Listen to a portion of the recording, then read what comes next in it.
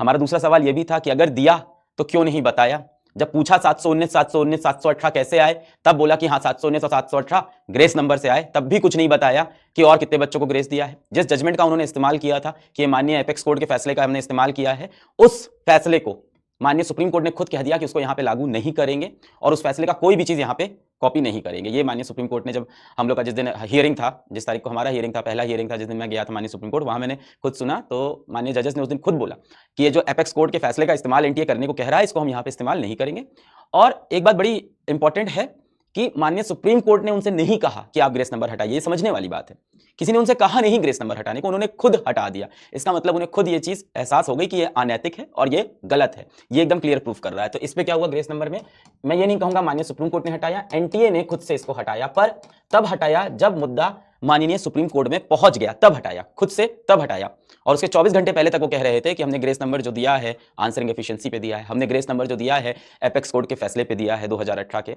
और जैसे ही मुद्दा माननीय सुप्रीम कोर्ट में पहुंचा, वैसे ही उन्होंने तुरंत बोला कि हाँ हम मानते हैं कि ये चीज गलत है और इसको हम हटा देते हैं। इन बच्चों का हम री एग्जाम कराने का मौका देते हैं, इसमें से जो बच्चे चाहें री एग्जाम दे और जो बच्चे चाहें अपने बिना ग्रेस के ओरिजिनल नंबर को एक्सेप्ट कर लें। अब इसमें एक छोटी सी प्रॉब्लम रह गई है, इसके अंदर अभी भी क्या चीज रह गई है, इस फैसले के बाद एक नई प्रॉब्लम क्रिएट हुई है। और वो प्रॉब्लम क्या है, राइट टू इक्वालिटी का वायलेशन।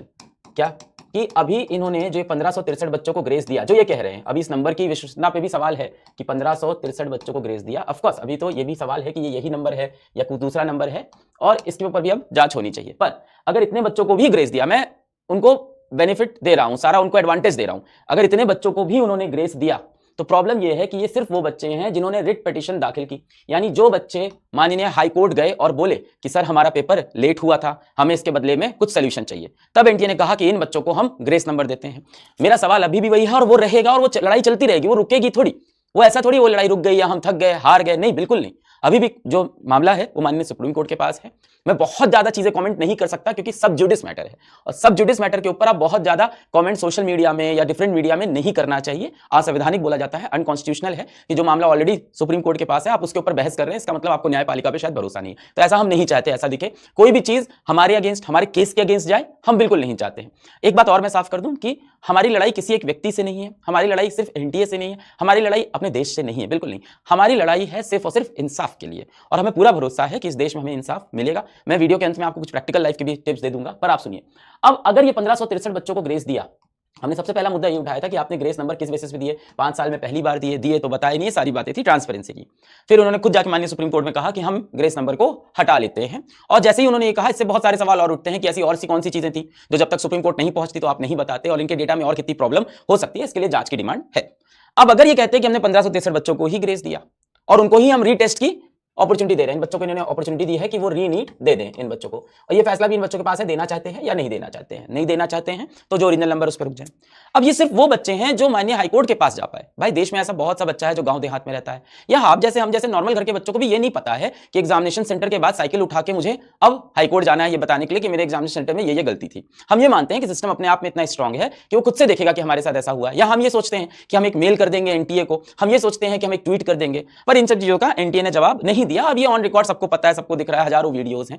मतलब एनटीए की तरफ से कम एक ईमेल आईडी बननी चाहिए थी कि ये ग्रीवेंसेस की ईमेल आईडी है, इस पे आप रिप्लाई करिए, इस पे आप बताइए, और उन्होंने ना बनाई, हमने जरूर बनाई, हमने बनाई थी नीट जस्टिस की ईमेल आईडी, neetjustice2024@gmail.com। ये एक प्राइवेट संस्था, हम बना रहे हैं, हम कह रहे हैं बच्चों को जस्टिस मिले @gmail.com, ये हम बना रहे हैं, ये उनको बनानी चाहिए थी। तो पहला मुद्दा तो हमारा यही रहता है कि एनटीए ने इस तरह की कोई जीमेल आईडी नहीं बनाई, इस तरह का कोई पोर्टल नहीं खोला, और आज भी नहीं खोल रहे हैं। तो ये 1563 बच्चों को मान भी लेते हैं कि ग्रेस नंबर दे रहे हैं, मान लेते हैं थोड़ी देर के लिए कि यही सही है, तो भी ये राइट टू इक्वालिटी का प्योर वायलेशन है, और ये मुद्दा भी धीमे धीमे उठेगा। मुझे लगता है इस पे अच्छा फैसला आएगा कि सभी बच्चों को अपॉर्चुनिटी मिलनी चाहिए जिन बच्चों का समय का नुकसान हुआ है। अगर ये मेथड अपनाया गया तो बहुत से बच्चों का समय का नुकसान हुआ है, उनके बारे में बात करनी चाहिए।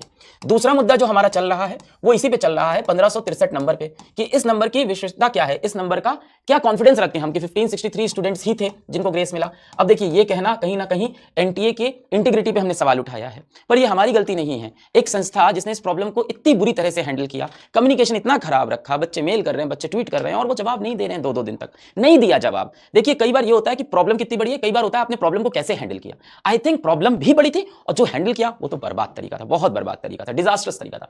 अब ये नंबर इतना ही है, इसके लिए हमने क्या मांग की है, इसके लिए हमने मांग की है कि आप हमें एक कमेटी बना के दीजिए, एक हाई पावर कमेटी बनाइए, हमारे लिए एक हाई पावर इंडिपेंडेंट कमेटी बनाइए जो जो एनटीए की कमिटी ना हो। अभी एनटीए ने क्या कहा था जब वो कोर्ट में आए थे, तो जब हम लोग का केस चल रहा था कोर्ट में, तो एनटीए ने ये बोला था कि हमारी कमिटी ने ही ये बोला है कि हम ग्रेस नंबर को रिमूव कर देते हैं। ये इनकी कमिटी ने बनते ही तुरंत ये जजमेंट दे दिया, इसको रिमूव कर देते हैं। चलिए, इस कमिटी ने कम से कम एक स्टेप अच्छा लिया। अब इस पर भी भरोसा नहीं होता कि अच्छा है या कुछ छुपाने की कोशिश है। इसलिए हम कह रहे हैं कि हमारा भी भरोसा, बच्चों का भरोसा, जनता का भरोसा है। इसलिए एक हाई पावर्ड इंडिपेंडेंट कमिटी बनाइए जिसको हेड करे माननीय सुप्रीम कोर्ट के कोई एक्स जज, जिसका हेड करे माननीय सुप्रीम कोर्ट के कोई एक्स जज हो। और ऐसा ही हमेशा होता भी आया है। पास्ट में जब भी ऐसी प्रॉब्लम आई है हमारे देश में, जब भी ऐसी चीजें आई हैं, तब हमेशा यही किया गया है कि क्या होता है कि माननीय सुप्रीम कोर्ट के कोई एक्स जज होते हैं जो ऐसी कमिटी को हेड करते हैं। चाहे मैं अब देखिए, मैंने एग्जांपल 2018 का एग्जांपल माननीय सुप्रीम कोर्ट ने कहा कि इस केस में नहीं लगाएंगे, पर वो एग्जांपल मैं लेके नहीं आया था, वो एग्जांपल एनटीए लेके आया था। और मैं उसी एग्जांपल को लूं तो वहां पे भी ऐसी एक कमिटी बनी थी और उस कमिटी को हेड किया था केरला हाई कोर्ट के एक्स जज ने। तो वहां भी यही रवैया अपनाया था और वो पेपर तो सिर्फ 60,000 बच्चों का था। तब भी जब 60,000 बच्चों के फ्यूचर का सवाल था, तब भी ये किया गया था कि एक इंडिपेंडेंट कमिटी बनाई गई थी जिसका हेड कोई इंटरनल मेंबर नहीं था, उनका हेड एनटीए ने नहीं बनाया था। जो भी बॉडी एग्जाम करा रही उसने नहीं, किसको बनाया गया था? एक्स जज को बनाया था केरला हाई कोर्ट के। तो जब वो चीज वहां हो सकती है 60,000 बच्चों के, तो 25 लाख बच्चों के फ्यूचर का सवाल है, ये चीज यहां भी की जा सकती है। तो मेरी बहुत ज्यादा स्ट्रॉन्ग डिमांड है और ये हमारी पीआईएल के अंदर अभी भी है। अगली सुनवाई 8 जुलाई की है, ये थोड़ी सी दिक्कत है, पर बहुत सारी पीआईएल लगी हुई है। आई थिंक बाकी लोग भी शायद ऐसी कुछ डिमांड करें। ये डिमांड हमारी मिनिस्ट्री ऑफ एजुकेशन से भी है, ये डिमांड हमारी सबसे है कि आप एक हाई पावर इंडिपेंडेंट कमिटी बना दीजिए, जांच कर लीजिए एक बार इस 1563 नंबर की, क्योंकि हमें नहीं, सारे बच्चों को ही भरोसा नहीं हो रहा है कि नंबर इतना ही है, क्योंकि रैंक इतनी इन्फ्लेट, सिर्फ 1563 बच्चों की वजह से रैंक इतनी इन्फ्लेट नहीं हो सकती है। बहुत अच्छा किया आपने इसको रिमूव कर दिया, बहुत अच्छा किया। एक मानता हूं, एक डिसीजन अच्छा आया, एक जजमेंट आपने अच्छा लिया, और भी जजमेंट आपको लेने पड़ेंगे और जल्दी लेने पड़ेंगे। समय बहुत कम है, समय बहुत ज्यादा कम है। काउंसलिंग आने वाली है, लाखों बच्चों का फ्यूचर सवाल पे लगा है, बच्चे भी थक गए हैं, परेशान हो गए हैं इस चीज से, उनको भी क्लैरिटी चाहिए। भाई हमारे देश का यूथ है, यही तो हमारे देश का फ्यूचर बनाएगा। अब उसे क्लैरिटी चाहिए कि आप बता दीजिए कि हाँ ये ऐसा था, ये ऐसा ही रहेगा, यही कह दीजिए। मतलब अब ये चाहिए बच्चों को, क्लैरिटी चाहिए कि आप कमिटी बना के प्रूव करिए कि क्या है। और प्लीज कमिटी को जो इंडिपेंडेंट रखिए। हम एनटीए की कमिटी पे नहीं विश्वास कर सकते, हमें एक इंडिपेंडेंट कमिटी चाहिए जो 1563 नंबर की भी जांच करे। और दूसरी चीज, एक और चीज की जांच होनी चाहिए, एनटीए के सारे डेटाबेस की, एनटीए के सारे डेटाबेस की। मैं शुरुआत से जब से आ रहा हूं इस मुद्दे पे, जब से बात कर रहा हूं, मैंने एक बार भी एनटीए को कोई डीमीनिंग वर्ड नहीं बोला। मैंने हमेशा ये बोला कि नोइंगली और अननोइंगली चीजें गलत हुई है। मैंने हमेशा ही उठाया, मैंने कहा इंटेंशनली और अनइंटेंशनली चीजें गलत हुई है। पर एक चीज आज मैं दावे के साथ कह सकता हूं कि जो गलती हुई है वो चाहे इंटेंशनली हो चाहे अनइंटेंशनली, गलती बोल रहा हूं मैं अभी भी, चाहे जान के हुई हो चाहे जानबूझ के हुई हो, पर उसको छुपाया सिर्फ जान के गया है। ये क्लियरली दिखा है और ये पूरे देश ने देखा। गलती को जानबूझ के छुपाया गया है, ये पूरे देश ने देख लिया। और जब पूरे देश ने ये देख लिया है तो हमें चाहिए कि एनटीए के ऊपर एक कमिटी बैठनी चाहिए। अब उनकी ट्रांसपेरेंसी पे, उनकी इंटीग्रिटी पे सवाल उठ गया है और हम चाहते हैं उसको वापस प्रूव करें, क्योंकि उनको बहुत एग्जाम कराने हैं, देश का भविष्य यहां खतरे में है। हम नहीं कह रहे हैं कि एनटीए को डिसॉल्व कर दीजिए, वो सोल्यूशन प्रैक्टिकल नहीं है। मैं एक टीचर हूं, मुझे पता है वो प्रैक्टिकल नहीं है। मैं यहां पे क्रांतिकारी बनने बिल्कुल नहीं हूं, मैं सोल्यूशन के लिए आया हूं। I am here only for solution. मैं इसलिए नहीं आया हूं कि हम तोड़ देंगे फोड़ देंगे। हर वीडियो में मैंने हाथ जोड़ के बच्चों से रिक्वेस्ट की, बेटा प्लीज आप जाके कोई हार्मफुल प्रोटेस्ट मत करिए, प्रोटेस्ट ही ना करिए, करना भी हो तो पीसफुल प्रोटेस्ट करिए। मामला माननीय सुप्रीम कोर्ट में है, देश की सर्वोच्च अदालत है, वहां से हमेशा इंसाफ मिला है। पर अब इस कमिटी की बहुत ज्यादा हमें रिक्वायरमेंट है। ये एक कमिटी बने जो बताए कि 1563 का नंबर सच है कि फेक है। ये कमिटी बने जो बताए कि एनटीए के डेटाबेस में और कितनी सारी एरर्स हैं, और अगर नहीं है तो ये कमिटी आके बोल दे, हम विश्वास कर लेंगे। पर इंडिपेंडेंट तो हो, जस्टिस तो हो। ये तो जस्टिस डिनाई हो रही है यहाँ पे। तो मेरी ये बहुत ज्यादा रिक्वेस्ट है, आगे भी रिक्वेस्ट रहेगी। हमारी पीआईएल के अंदर भी इस कमिटी के फॉर्मेशन पे, इनके फंक्शन पे सजेशंस दिए हैं। ऑल्दो मैं कोई नहीं होता हूं ये सजेशन देने वाला, माननीय सुप्रीम कोर्ट के पास मुद्दा है। मैं बार बार बोल रहा हूं, मैं कोई ऐसी लाइन नहीं बोलना चाहता जिससे जो मैटर सब जुडिस है कोर्ट के अंदर है उसके ऊपर मेरा कमेंट डेरोगेटरी हो जाए कि मैं ऐसा कुछ बोलना चाहता हूं। मैं बिल्कुल नहीं चाहता, हमारा केस बिल्कुल वीक ना पड़े। तो इसलिए मैं कह रहा हूं, अब ये लड़ाई सोशल मीडिया से ज्यादा लीगल हो चुकी है। आज भी मैं दिन भर लॉयर्स के साथ ही बैठा हुआ था, अभी मैं ऑफिस पहुंचा हूं, ये वीडियो कर रहा हूं, बच्चों को बता रहा हूं कि क्या क्या चल रहा है, क्या क्या नहीं चल रहा है। आप बिल्कुल मत सोचिए कि ये लड़ाई खत्म हो गई है, कि सिर्फ 1563 बच्चों का ग्रेस हट गया तो लड़ाई खत्म नहीं। बहुत डीप है चीजें, ये संघर्ष लंबा चलेगा, इसमें बहुत सी कहानियां हैं, पर ये लंबा नहीं चलना चाहिए क्योंकि देश के बच्चे यहाँ परेशान हैं। 24 लाख बच्चों का फ्यूचर है। चलो मैं मानता हूँ 24 लाख की बात नहीं है, 13 लाख ने क्वालिफाई किया। मैं मानता हूँ 13 लाख के भी इतने स्कोर नहीं, 4-5 लाख, क्या 5 लाख बच्चे भी हमारे लिए इंपॉर्टेंट नहीं है? बिल्कुल इंपॉर्टेंट है भाई। इस देश की न्यायपालिका ये कहती है किसी एक बच्चे, किसी एक इंसान के साथ भी अगर नाइंसाफी हुई है तो पूरे के पूरे देश के साथ नाइंसाफी हुई। और यहां तो साफ साफ दिख रहा है नाइंसाफी होते हुए। पर देखिए, आप माननीय सुप्रीम कोर्ट में पहली हियरिंग हुई है, 15-20 मिनट की हियरिंग थी और उसके अंदर ही एनटीए ने माना कि ये ग्रेस का कॉन्सेप्ट गलत, इसको हम तुरंत हटा लेते हैं। ये काम इन्हें खुद से नहीं कर देना चाहिए था। क्यों एक शिक्षक को पीआईएल करनी पड़ती है, क्यों उसे सुप्रीम कोर्ट जाना पड़ता है, क्यों नहीं एनटीए स्टेप खुद से लेता है? अब हमारी इसीलिए डिमांड है कि आप एक इंडिपेंडेंट कमिटी बनाएं, इस इंडिपेंडेंट कमिटी के द्वारा एनटीए के डेटाबेस की चेक करें और 1563 का नंबर वेरीफाई करें। ये हमारी दूसरी डिमांड है कि एनटीए का पूरा डेटाबेस एक बार चेक हो। इसको एक ऑडिट भी बोला जाता है कि टेक ऑडिट हो, और हो ही नहीं सकता कि इसमें और मिस्टेक्स ना निकले, क्योंकि इन्होंने आते ही पहले दिन ये चीज कबूल ली, तो डेफिनेटली कुछ और ना कुछ मिस्टेक मिस्टेक्स मिलेंगी। मैं बार बार बोल रहा हूं नोइंगली या अनोइंगली गलतियां तो हुई हैं यहां पे, ये बात अब साफ दिख चुकी है। देखिए लड़ाई अभी भी जारी है, थोड़ा सा मैं थका हूं।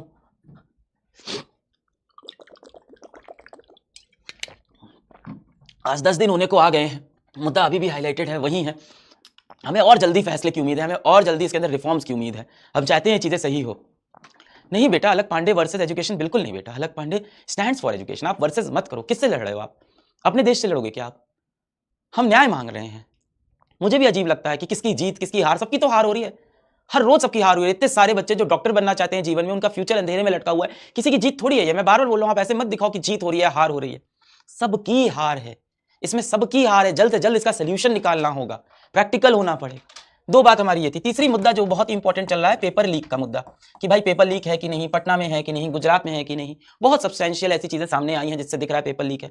फिर भी अब ये मुद्दा भी कहां पे है? माननीय सुप्रीम कोर्ट में। इसमें भी आप बहुत ज्यादा आप कमेंट नहीं कर सकते। तो ये मुद्दा भी माननीय सुप्रीम कोर्ट में है। इसकी नेक्स्ट सुनवाई 8 जुलाई को है। अब 8 जुलाई से आपके मन में भी यही विचार आता है, मेरे मन में यही विचार कि तब तक तो काउंसलिंग हो जाएगी, तब तक तो एडमिशन हो जाएगा, फिर क्या होगा। तो जब हमारी पीआईएल चल रही थी तो माननीय जजेस ने वहीं पे ये बोला कि ये हमारे जो एडवोकेट साहब है रिस्पेक्टेड जेएसआई दीपक जी, इन्होंने बोला कि सर 8 जुलाई तक तो सर काउंसलिंग हो जाएगी, फिर कैसे? तो उन्होंने बोला कि सुप्रीम कोर्ट के पास असीम शक्तियां हैं। बहुत सारे आर्टिकल सुप्रीम कोर्ट को ऐसी सुप्रीम पावर देते हैं कि वो किसी भी मैटर को कभी भी उठा के जज कर सकते हैं, चीजों को रिवर्ट कर सकते हैं। इसीलिए शायद सुप्रीम कोर्ट को हमेशा बोला जाता है सर्वोच्च अदालत है। तो सुप्रीम कोर्ट के जजेस ने ऑन रिकॉर्ड ये बोला, रिस्पेक्टेड जजेस ने ऑन रिकॉर्ड बोला कि बच्चे परेशान ना हो इस चीज से। हम 8 जुलाई को सुनेंगे, अगर हमें लगता है पेपर लीक है तो हमारे पास पूरी पावर है चीजों को रिवर्ट करने की। ये एक होप हमें देता है। मुझे पता है प्रैक्टिकली ये थोड़ा सुनने में इंपॉसिबल लगता है, मेरे जैसे एक आम इंसान को भी प्रैक्टिकली बड़ा ही चैलेंजिंग लगता है कि एक बार काउंसलिंग हो जाएगी, एडमिशन हो जाएगा, वो बच्चा कॉलेज में बैठा होगा, हॉस्टल की फीस दे चुका होगा, कॉलेज की फीस दे चुका होगा। मतलब प्रैक्टिकली ये सुनने में बहुत अजीब लगता है। थियोरेटिकली माननीय सुप्रीम कोर्ट ने कहा है कि we have all the powers, हमारे पास ऑल पावर्स हैं चीजों को सही करने की, कभी भी किसी भी टाइम पे। प्रैक्टिकली मुझे लगता है कि थोड़ा चैलेंजिंग हो जाएगा ये चीज, क्योंकि बच्चा कॉलेज में बैठा होगा, फीस दे चुका होगा, है ना, बैंक से लोन लिया होगा किसी ने, कॉलेज की यूनिफॉर्म खरीद लेगा, किताब, मतलब आप सोचो ना प्रैक्टिकली ये कैसे हो सकता है, थोड़ा डिफिकल्ट है। फिर भी we have to trust in the highest court of the country, apex court of the country. तो उन्होंने कहा है कि 8 जुलाई को हम सुनेंगे और फिर ये फैसला लगेंगे। हमने बहुत ही रिक्वेस्ट की कि इसको और पहले सुन लिया जाए, ये मुद्दा ऐसा इंपॉर्टेंट है, बट ठीक है, मतलब यहां आप क्या कर सकते हैं। समटाइम्स बच्चों life is practical, sometimes practical. पर क्या प्रैक्टिकल है तो क्या हम आवाज उठाना बंद कर देंगे? नहीं, हम आवाज उठाएंगे। क्या हम अपनी बातें नहीं रखेंगे? नहीं, हम अपनी बातें रखेंगे। क्या मामला अभी भी सुप्रीम कोर्ट में नहीं? नहीं, मामला सुप्रीम कोर्ट में। 3 मुद्दे हैं बड़े बड़े जो मुझे लगता है सबसे ज्यादा नेशनल इंपॉर्टेंस के हैं। ग्रेस नंबर का मुद्दा पार्शली सॉल्व हुआ है कि उन्होंने कहा कॉन्सेप्ट गलत था, इसको हम हटा देते हैं, और आके खुद बोल दिया। पर उसमें अब यही सवाल उठता है कि बाकी बच्चों को क्यों नहीं अपॉर्चुनिटी मिली जिनका समय का नुकसान हुआ, जो हाईकोर्ट नहीं पहुंच पाए? कहां ब्रोशर में लिखा है कि जिन बच्चों का समय का नुकसान हुआ वो साइकिल पकड़ के हाईकोर्ट चले जाएं? कहां लिखा है? और ये तो गलत है ना, पूरी तरह से फेयर अपॉर्चुनिटी नहीं है। तो ये एक मुझे लगता है एक बड़ा गैप है अभी भी। अगर आप दे भी रहे हैं तो सब बच्चों के लिए पोर्टल ओपन करिए जैसे 2018 में हुआ था। एक ईमेल आईडी बननी चाहिए आपकी, उसकी पब्लिसिटी होनी चाहिए, बच्चों को मौका मिलना चाहिए उसको भरने का। ये सारी चीजें नहीं हो रही है, ये होना चाहिए। ये ईमेल आईडी हम क्यों बना रहे हैं? हम बना के भी क्या कर लेंगे? हमारे पास इतनी शक्तियां ही नहीं है शायद कि हम बना के भी कुछ कर पाए।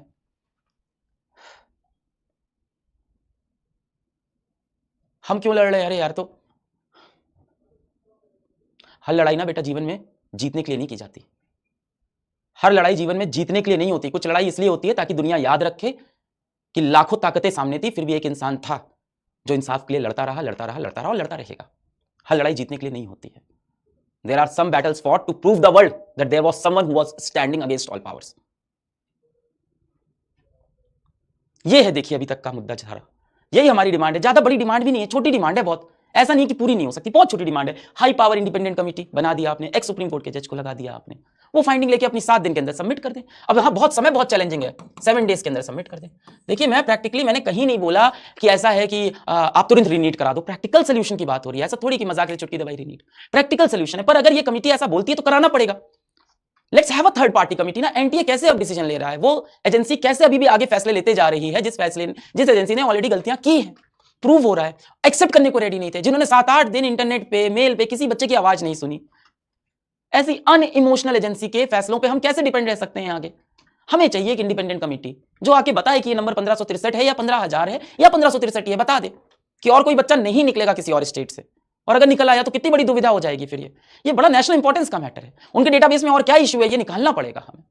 और तीसरा मुद्दा पेपर लीक का है। पेपर लीक के ऊपर माननीय सुप्रीम कोर्ट ने खुद जजमेंट दे दिया, बोला 8 जुलाई को इसको हम सुनेंगे, और अगर 8 जुलाई को सुनने के बाद भी हमें कुछ फील होता है, भले ही तब तक काउंसलिंग एडमिशन हो जाए, तो हमारे पास सारी पावर है। भारत के बहुत से आर्टिकल्स ने, कॉन्स्टिट्यूशन के बहुत से आर्टिकल ने हमें ताकत दे रखी है, सुप्रीम पावर, कि हम चीजों को पलट सकें। पर उसमें मेरा प्रैक्टिकल फीलिंग ये है कि एक बच्चा कॉलेज में एडमिशन ले चुका, कपड़े खरीद चुका, बैंक से लोन ले चुका, अपने घर से मूव कर चुका, हॉस्टल ले चुका, कोई पीजी में रह चुका, प्रैक्टिकली बहुत डिफिकल्ट है इस चीज को एग्जीक्यूट कर पाना। ये 3 मुद्दे चल रहे हैं। चौथा पॉइंट जो बहुत ज्यादा इंपॉर्टेंट है, जिसके बारे में बात नहीं हो रही है, वो है नीट 2025 के ऊपर। हाँ, मुझे पता है 2024 का मुद्दा इंपॉर्टेंट है, 2025 के ऊपर कोई बात नहीं कर रहा है कि क्या एनटीए अब ये इंश्योर करेगा कि 2025 में कोई ग्रेस मार्किंग नहीं होगी। कैसे वो प्रोटेक्ट करेंगे कि बच्चों का समय का नुकसान ना हो, कैसे वो पेपर लीक जैसे मुद्दों को प्रोटेक्ट करेंगे, क्या प्रोसेस वो बनाएंगे, इस मामले में भी क्या कर रहे हैं ये भी देखना होगा। मैंने इसमें भी कुछ सजेशंस दिए हैं, कुछ सजेशंस मैंने इसके अंदर भी दिए हैं कि भाई अभी तो गलतियां हुई हैं, अभी तो प्रॉब्लम्स हुई हैं, और मामला अब माननीय सुप्रीम कोर्ट में है, जहां से हम सबको उम्मीद है कि इंसाफ मिलना चाहिए। उम्मीद तो रखनी चाहिए ना, प्रैक्टिकल वर्ल्ड है मुझे पता है, पर उम्मीद तो रखेंगे, उसी सहारे तो जिंदा रहते हैं। पर इसमें भी मेरी कुछ सजेशंस हैं, कैसे एनटीए ये इंश्योर करेगा कि इस बार कोई पेपर लीक ना हो, क्या प्रोसेस बनाएगा, कैसे बच्चों को फेयर अपॉर्चुनिटी मिलेगी, कैसे समय का नुकसान नहीं होगा। मैंने कुछ कुछ ऑप्शंस दिए। क्या ऐसा कर सकते हैं जेईई मेंस की तरह कि एवरी ईयर हम लोग 2 बार नीट करा लें, एवरी ईयर ट्वाइस नीट करा लें हम, इससे बच्चे का नंबर ऑफ ईयर्स भी इतना बर्बाद नहीं होगा। नीट के लिए देखा जाता है बच्चे 5 साल 6 साल ड्रॉप करते जाते हैं, क्या हम हर साल 2 बार नीट करा सकते हैं? हाँ, करा सकते हैं, जेईई मेंस में कराते हैं। बताएं क्या चैलेंजेस हैं।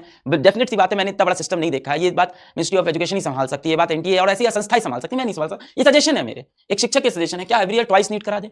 इसमें क्या होगा, एक बच्चा अगर 3 साल भी नीट का अटेम्प्ट देता है, 3 ईयर यानी 1 साल वो फ्रेशर और 2 साल ड्रॉप, यानी 2 ड्रॉप भी अगर बच्चे ने लिए तो 2 ड्रॉप के अंदर उसके 6 अटेम्प्ट हो जाएंगे, और 6 अटेम्प्ट में बच्चा क्लियर हो जाएगा कि मेरे को आगे अटेम्प्ट देने हैं कि नहीं देने हैं, उसको ये श्योरिटी हो जाएगी कम से कम, ऐसा अगर हो जाए। और ये इंफ्रास्ट्रक्चर हमारे पास रेडी है। क्या हम पेपर लीक को रोकने के लिए और समय के नुकसान को मेजर करने के लिए, जो हमारे पास पेपर लीक का मुद्दा चल रहा है इतना हॉट, और जो टाइम लॉस चल रहा है, बेटा देखो ये लड़ाई तो जारी है और ये संघर्ष जारी रहेगा, कोई रुके नहीं है, अलग से रुके नहीं है इसमें।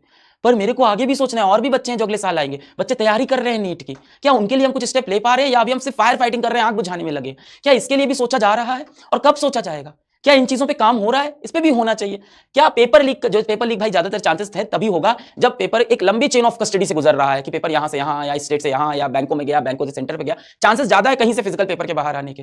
क्या पेपर लीक और समय का नुकसान मेजर करना टफ है। सीसीटीवी से देखा बच्चा कोर्ट में जा रहा है तब पता चल रहा है, ये दोनों चीजें प्रिवेंट हो सकती है अगर कंप्यूटर बेस्ड टेस्ट करा दें हम, कि ऑनलाइन टेस्ट करा दें, एग्जाम को ऑनलाइन कर दें। खैर ऑनलाइन कराने के अपने चैलेंजेस हैं जो जेईई मेन में फेस करते हैं, ऐसा नहीं कि ऑनलाइन एग्जाम बहुत इजीली और बहुत ट्रांसपेरेंटली और बहुत प्यार से होते हैं, वहां के अपने चैलेंजेस हैं। पर क्या ये बेटर सोल्यूशन होगा? देखिए ये सजेशंस है मेरे, मैं ये नहीं कह रहा हूं इसको आप तुरंत एक्सेप्ट कर लीजिए, ये सिर्फ मैं कह रहा हूं कि ये सजेशंस क्या हम लगा सकते हैं। तीसरी बात, हो सकता हो मैं कुछ ऐसी बातें भी कर रहा हूं जो शायद हो सकता हो सेंस ना बनाए, और हो भी सकता है मैं कौन हूं, एक शिक्षक हूं जो छोटे से बच्चों को पढ़ाता है। क्या पढ़ाते हैं? 40 लाख बच्चों को पढ़ाते हैं, काफी सारे बच्चे हो गए वैसे। खैर, पर हो सकता हो मेरे कुछ सजेशन सेंस ना बनाए, पर इसके बेस्ट सजेशन शायद लिए जा सके, या खुद आप सोच रहे हो इन चीजों को हम ले सकते हैं। क्या ऐसा होना चाहिए जैसे जेईई मेंस और जेईई एडवांस का कॉन्सेप्ट रखा है हमने, जिस तरह से जेईई मेंस और एडवांस का कॉन्सेप्ट है, क्या नीट में भी हम ऐसी, क्या नीट के अंदर भी हम ऐसी फिल्टरिंग कर सकते हैं कि 2 प्रोसेस में कर दें, 2 स्टेप में कर दें? नीट को भी हम 2 स्टेप्स का एग्जाम रख दें, कि पहले स्टेप में हम भारत के वो 2 लाख बच्चों को छांट लें जो ऑफकोर्स एग्जाम में बहुत अच्छा किए हैं। फर्स्ट स्टेप में हम ऐसा करें, ये सब सिर्फ सजेशन है। फर्स्ट स्टेप में हम ऐसा करें कि फर्स्ट स्टेप में हमारे पास हम 2 स्टेप में इसको तोड़ दें, कि पहले क्या हुआ, 24 लाख बच्चों ने पेपर दिया, लेटेस्ट से नेक्स्ट ईयर 25 लाख बच्चा पेपर देता है, 25 लाख स्टूडेंट्स ने पेपर दिया। फिर हमारा पहला प्रोसेस हुआ फर्स्ट स्टेप, तो फर्स्ट स्टेप में ऐसा हुआ कि हमने जेईई मेंस जैसा एक पेपर बनाया, इस तरह की चीजें की और इसको फेज आउट कर दिया। इसी तरह से जैसे जेईई मेंस में करते हैं, 2 बार अटेम्प्ट भी दे दिया, ट्वाइस भी हो जाएगा, एक ही बच्चे को साल में 2 मौका मिल जाएगा। जाहिर सी बात है एक बच्चा साल 1.5 साल 2 साल तैयारी करता है, एक सिंगल डे उसे जज करने के लिए गलत है। 2 अटेम्प्ट दे दिया एक साल में, और इससे बच्चे को 3 साल यानी 2 ड्रॉप के अंदर बहुत क्लियर हो जाएगा, 6 अटेम्प्ट मिल जाएंगे, उसे क्लियर हो जाएगा कि रुकना है कि बढ़ना है।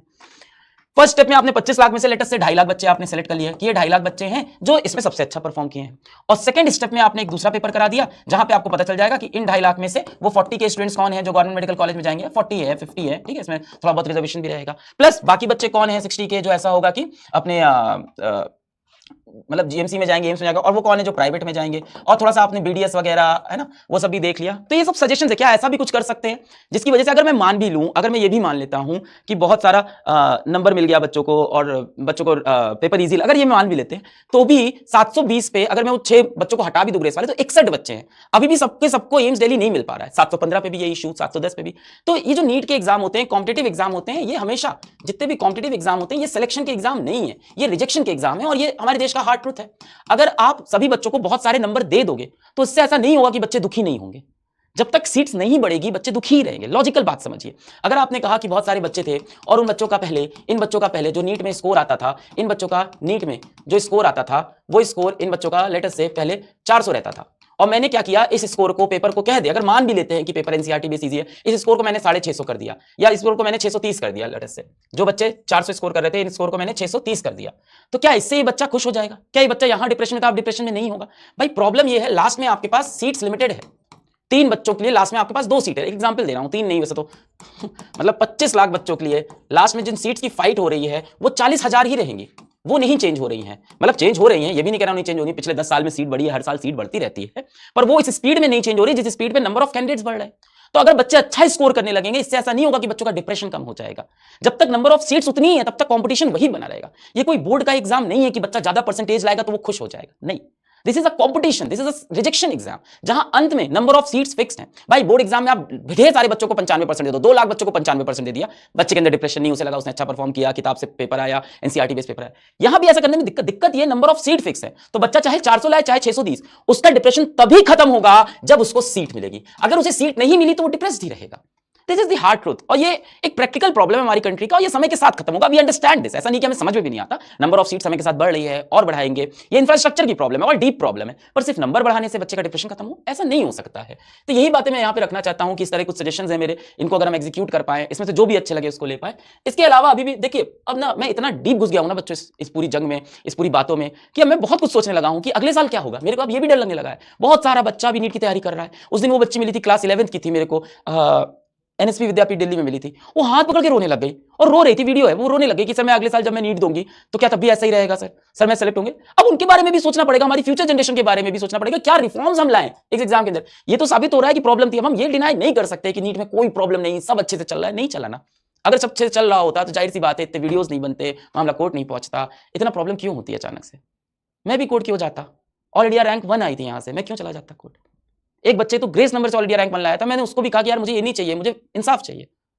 देयर वाज अ स्टूडेंट जो हमारी ऐप से पढ़ा था, पीडब्ल्यू के ऐप से ही पढ़ा था, 720 में से 720 ऑल इंडिया रैंक 1, पर मुझे पता था वो ग्रेस से आया है। मैं उसको लेके प्रमोट करने नहीं लग गया, जश्न मनाने नहीं लग गया। मैं गया माननीय सुप्रीम कोर्ट के पास कि बहुत सारे बच्चों के साथ इनजस्टिस हुई है, उसको सॉल्व करते हैं।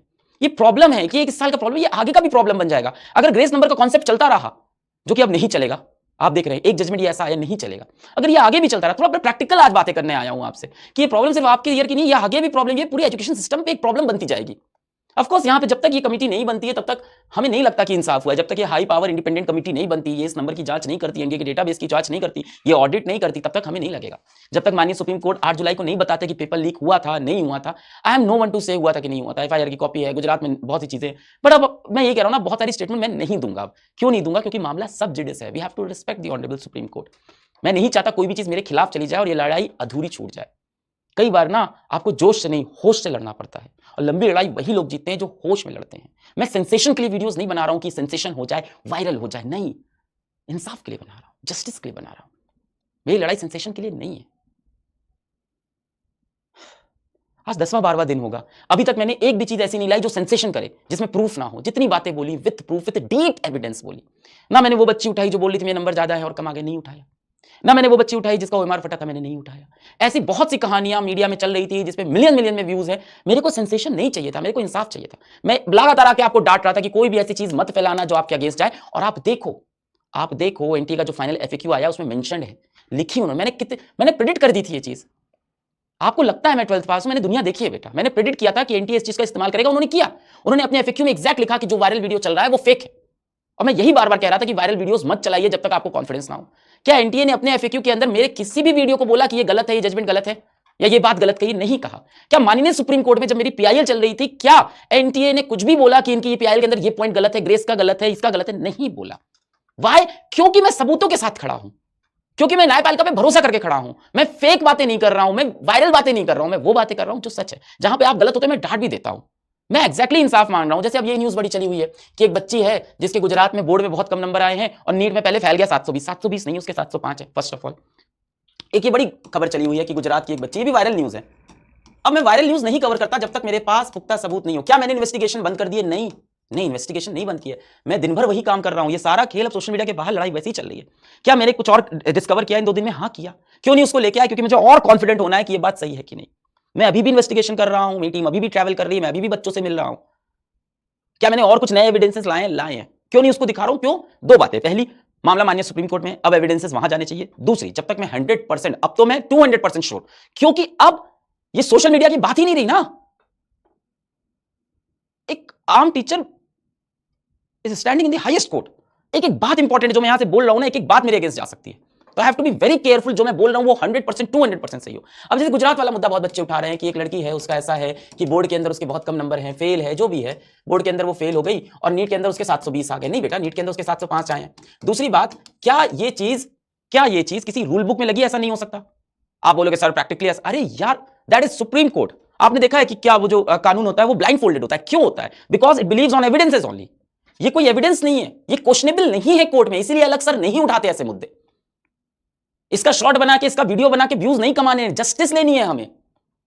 क्या सर ऐसा हो सकता है? मुझसे पर्सनली पूछोगे, देखो होना बहुत डिफिकल्ट है, इम्पॉसिबल नहीं बोल सकते बेटा। क्यों नहीं बोल सकते? रूल बुक में कहीं नहीं लिखा ना। किस रूल बुक में लिखा है कोई बच्चा अगर बोर्ड फेल हो गया तो नीट में 705 नहीं आ सकते? हो सकता है वो आर्गुमेंट दे दें, जिस टाइम बोर्ड का पेपर दे रहे थे हॉस्पिटल में एडमिट थी बच्ची, रोज हॉस्पिटल से उठ के जाती थी बोर्ड का पेपर देने। It doesn't works on emotion, it's not PW, it works on evidences. This is not conclusive evidence. ये सब टर्मिनोलॉजी में अभी सीखा हूं, ये कंक्लूसिव एविडेंस नहीं है। ये बच्ची क्या करेगी? कंपार्टमेंट का पेपर दे देगी, एनआईओएस से फॉर्म भर देगी, पास हो गई, सब सही। क्या बोलोगे आप? नहीं, आप बोलोगे क्या? नहीं हो नहीं सकता, ये बच्ची ऐसा करनी। अरे ऐसे नहीं चलता भाई, ऐसे नहीं चलता। It's a practical world out there. आप कभी जाके देखना कोर्ट में, ऐसे नहीं चलता जैसे आप सोशल मीडिया में सोचते हो कि अलग से ने जाके ये बात क्यों नहीं बोल दी। It doesn't work like that, it doesn't work like that. I am so sorry to tell you, और शायद मैं आपको दुखी कर रहा हूं, पर ऐसे नहीं चलता भाई। मैंने पिछले 10 दिन में एक भी ऐसी बात नहीं बोली जिस पे आप मुझे गलत प्रूफ कर लो। एक न्यूज इंटरव्यू में गया था, एक मैडम जी थी, वो मेरे को मैंने बोला कि 5 मेरे को इनका एनटीएस का एक नोटिस आया था और ऐसा 5 में एक मैडम जी थी, मेरे को न्यूज इंटरव्यू में बोली, मैंने कहा 5 मेरे को एनटीए ने नोटिस में खुद बोला कि सब कुछ समय पे हुआ, शांतिपूर्ण का दिखाइए। मैंने कहा मोबाइल लेके थोड़ी चल रहा हूं, आपको बिलीव करना हूं। थोड़ी देर बाद उनकी टीम ने निकाला, बोले हाँ आप सही बोल रहे हैं। I have not been proved wrong anywhere. एक दूसरे इंटरव्यू में, टीवी इंटरव्यू में बैठा था, मेरे बगल में एक रिस्पेक्टेड सर बैठे हुए थे, अंकल जी बैठे हुए थे, मैं क्या बोलूं, उन्होंने कहा कि कोर्ट ने बोला है जिसका री एग्जाम कराना। मैंने कहा नहीं, ऐसा कुछ नहीं बोला है। एक और थी इंस्टाग्राम पे, एक थी इन्फ्लुएंसर, वो मेरा इंटरव्यू ले रही थी, उन्होंने मेरे को बोला कि इस बार कोर्ट में एक और अभी केस आया है और आज कोर्ट ने ये फैसला दिया है कि री एग्जाम के ऊपर सोचेंगे। मैंने कहा ऐसा कुछ नहीं बोला, क्यों फैला रहे हो? तो उन्होंने बोला कि हम अलग देखेंगे। हमने कहा नहीं बोला है। देखिए, एक चीज होती है कि हमें जस्टिस चाहिए, एक चीज होती है कि हम बेवजह की न्यूज फैला देंगे, उससे जस्टिस नहीं मिलेगा, उससे जस्टिस बिल्कुल नहीं मिलेगा, उससे जो मिलने वाला था वो भी चला जाएगा। बहुत केयरफुल रहना है हम लोग को यहां से। क्या लड़ाई खत्म हो गई? नहीं, अब असली लड़ाई अब शुरू हुई है आपकी। We have to be very careful कि हम लोग ऐसी चीजें ना फैलाएं, ऐसे वीडियोस ना फैलाएं जिनमें एविडेंस ना हो। मैं क्या कर रहा हूं 2 दिन से? मैं और एविडेंसेस कलेक्ट कर रहा हूं, और वो एविडेंसेस मैं कहां लेके जाऊंगा? माननीय सुप्रीम, अब मैं सोशल मीडिया पे एविडेंसेस लेके नहीं आ सकता भाई। I have to be 200% sure of anything I say, 200% sure, else case तो जाएगा ही जाएगा, और जो सजाएं होंगी वो अलग होंगी। क्या आप डिफेम करने की कोशिश कर रहे हो एक एजेंसी को? सर कैसे कैसे, सब तो दिख रहा है। अरे ऐसे नहीं चलता ना, यही तो बात है, यही तो बात है ना, यही प्रैक्टिकल दुनिया है। But I am not tired. हाँ ठीक है, फिजिकली मेंटली थोड़ा होगा, बट हार नहीं मानी है मैंने। I still believe in the constitution, I still believe in the judicial system of this nation, and I want to believe, मैं बिलीव करना चाहता हूं। मैं खड़ा रहूंगा, मैं लड़ता रहूंगा, मैं कोई ऐसा एविडेंस नहीं दिखाऊंगा जिसमें मुझे भरोसा नहीं है। और मुझे लगता है अभी तक मैंने जितने वीडियोस बनाए हैं, that are more than sufficient. एक आम इंसान भी देख ले, उसे समझ में आ जाए कि बहुत सारी गड़बड़ियां हुई हैं। मैं अपनी किसी भी बात से पीछे नहीं हटा हूं, ना पास्ट में कभी, ना आज भी कभी, कभी नहीं। 2000 में जब मैंने पीडब्ल्यू का ऐप लॉन्च किया था, बहुत से लोगों ने बोला था कि अब आप ऐप लॉन्च कर दिए हो, अब आप बहुत सारा पैसा लोगे और बहुत सारा पैसा लोगे, गरीब बच्चों को नहीं पढ़ाओगे। 2000 से आज हम 2024 में बैठे हैं, 5वां सेशन चल रहा है, 5th सेशन में हम पहुंच गए हैं। आज भी हमारे बैच की, किसी भी बैच की बेस प्राइस आज भी निकालोगे वही 4800, 4500 यही चल रही है। जब शुरू किया था तो रुपीज 3500 थी। आप बोलोगे इतना प्राइस बढ़ गया, भाई इससे ज्यादा तो हमारे देश का इन्फ्लेशन बढ़ गया है। हर साल 10% से इन्फ्लेशन बढ़ता है, रुपए की वैल्यू गिर जाती है डॉलर के सामने। हमने आज भी बैच की प्राइस उतनी इंटैक्ट रखी है कि गांव देहात का एक बच्चा आज भी बैच खरीद के पढ़ाई कर पाए, चाहे आईटी तैयारी, नीट तैयारी, किसी भी कॉम्पिटिशन। हम जब ने स्टार्ट किया था 2020 में, सबने बोला ऐप पे जा रहे हो आप फ्री नहीं पढ़ाओगे। जब हमने स्टार्ट किया था ऐप 2020 में, सबने बोला कि अब तो आप फ्री पढ़ाओगे नहीं, फ्री पढ़ाओगे नहीं। भाई 2020 में मेरे पास एक यूट्यूब चैनल था जहां फ्री एजुकेशन देते थे। आज मुझे जहां तक लगता है 80 यूट्यूब चैनल होंगे जहां पे हम फ्री एजुकेशन देते हैं। फ्री एजुकेशन भी उतनी ही बड़ी है। आज हम जब देश विदेश में जाते हैं ना, तो लोग बोलते हैं ये भारत का एडटेक है, और ये भारत का वो एडटेक है जो वर्ल्ड के किसी भी एडटेक से ज्यादा लर्निंग मिनट्स है, सबसे ज्यादा एंगेजिंग एडटेक है। ये एक रेवोल्यूशन है पूरे वर्ल्ड के लिए। ये एडटेक अफ्रीका में जाएगा, ये एडटेक पूरी दुनिया की प्रॉब्लम सॉल्व कर सकता है। ऐसे देखते हैं बाहर लोग। हमें उम्मीद है कि हमारे अपने लोग भी हमें ऐसे ही समझें। We stand for students. 147 country के अटैक आए थे अमेरिका में, वहां का जो प्राइम स्टेज था वहां पे हमें बैठाया गया था और बोला गया था कि आप प्रॉब्लम सॉल्व कर रहे हो स्केल पे। पीडब्ल्यू फाउंडेशन खोली है, वहां से प्रॉब्लम सॉल्व कर रहे हैं। हाँ ऑफलाइन कोचिंग भी है, हाँ वहां की फीस ज्यादा है, सच है। तो क्या ये बंद हो गया? क्या इसकी फीस बढ़ गई? क्या यहाँ फीचर्स नहीं बढ़े? मेरा कोई पर्सनल इंटरेस्ट इसमें नहीं है और ना हो सकता है। मैं इमोशनल नहीं होऊंगा इस लड़ाई में, क्योंकि इमोशंस की कोई स्पेस नहीं है और होनी भी नहीं चाहिए। जस्टिस के मामले में इमोशंस की स्पेस नहीं होनी चाहिए। I agree to it, this is how it should work. ये तरीका सही है, बिल्कुल सही है।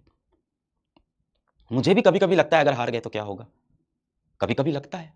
10 दिन हो गए हैं, कुछ नहीं किया है, ना नहा धो पा रहे हैं, ना मुंह धुल रहा है, ब्रश नहीं किया होगा कितने दिन।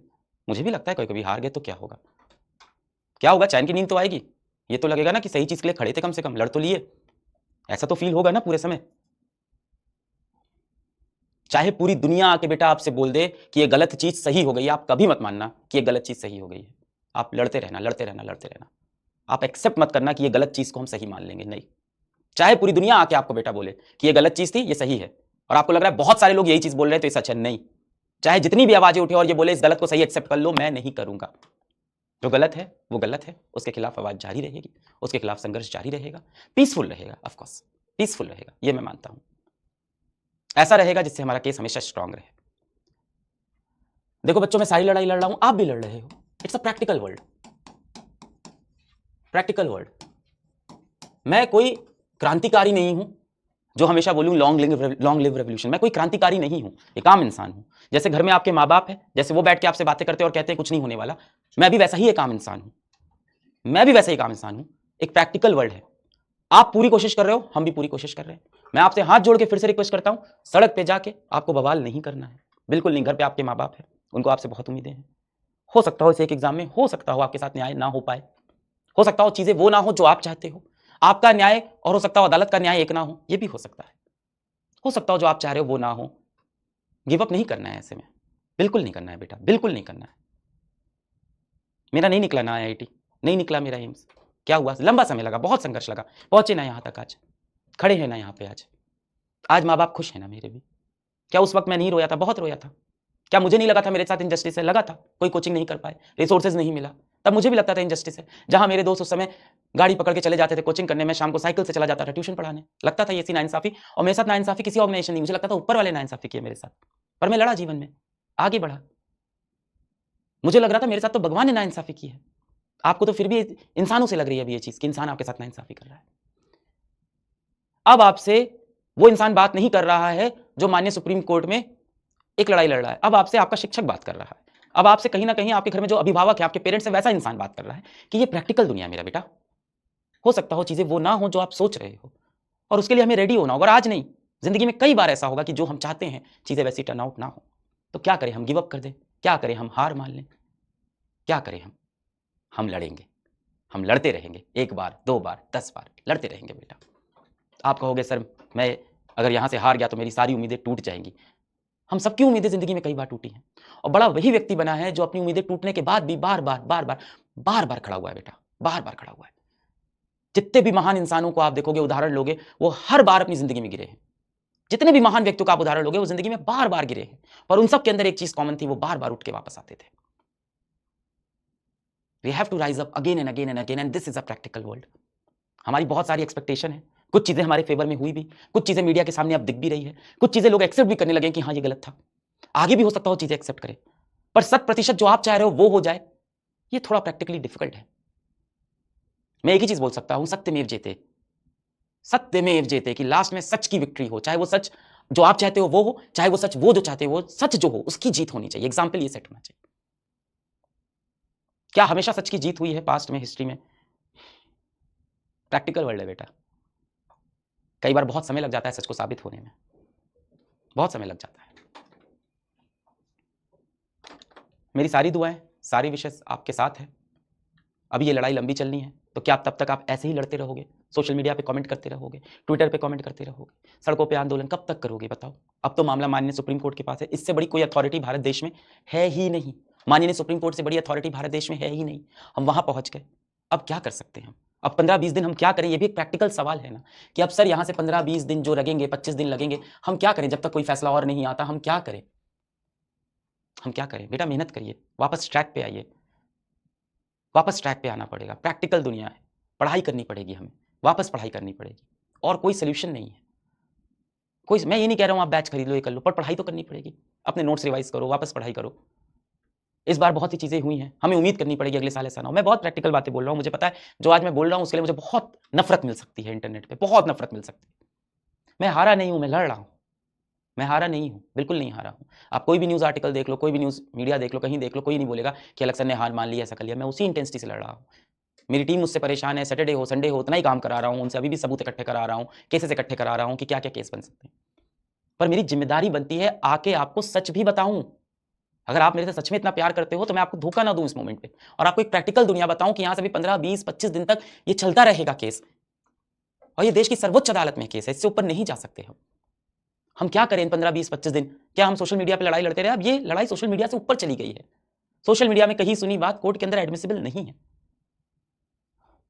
मैं आपको ये भी प्रोवोक नहीं करूंगा कि सब जाके पीआईएल दाखिल कर दो। वैसे आप पीआईएल नहीं करोगे, आप रिट पिटीशन करोगे।